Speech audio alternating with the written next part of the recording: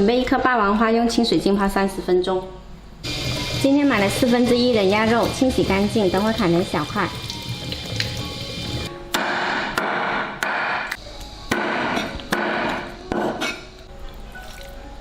砍好了冷水下锅焯去血水，加入姜片跟料酒去腥。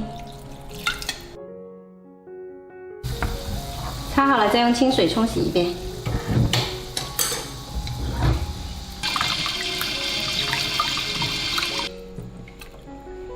再来准备20克薏米、20克白扁豆，干锅炒香。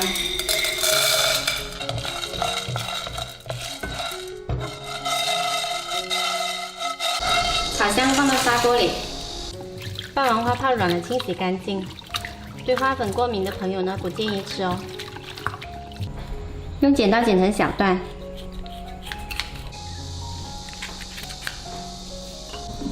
泡软了，陈皮刮去白瓤。 这层白瓤比较苦，最好就把它刮掉。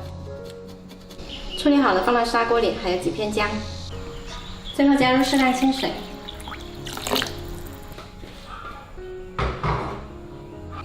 先大火煮开，再转小火煲1个半小时。汤煲好后，再加适量盐调味就可以喝了。